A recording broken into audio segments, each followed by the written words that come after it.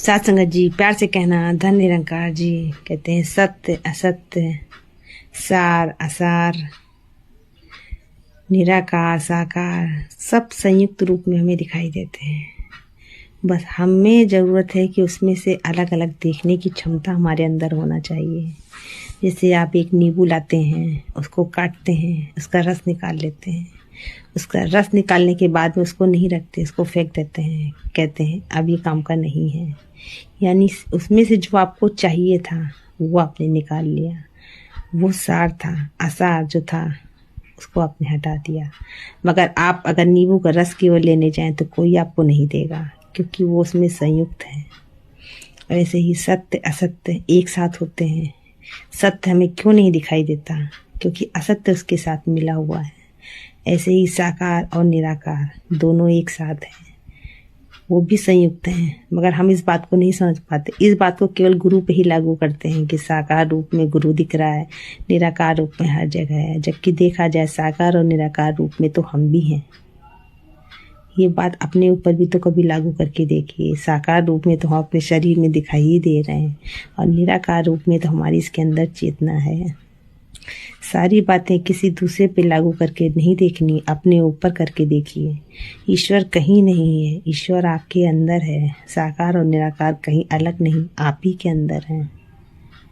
और कहा जाता है कि साकार तो समय की सीमा में चल रहा है, यानी हमारा शरीर जो है समय की सीमा के अंदर है, और जो इसके अंदर हमारा होना है, हमारी चेतना है, उसकी कोई उम्र नहीं। वो तो सदा से जैसी थी वैसी ही रहेगी।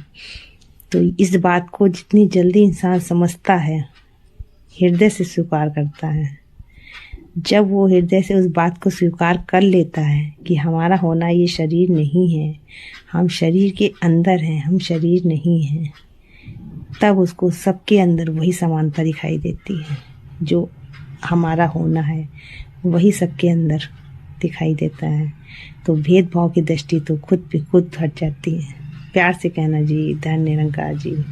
सात संगत जी, प्यार से कहना। धन निरंकार जी, ये जो श्वासें हैं जीवन में सबसे अनमोल हैं, और हम लोगों को ये निःशुल्क मिली हुई है। कोई शुल्क नहीं देना पड़ता। कहते हैं जब कोई चीज़ हमें फ्री में मिलती है तो हम लोग उसकी वैल्यू नहीं समझते हैं, जबकि हमारी जीवन में सांसों की वैल्यू सबसे ज़्यादा है।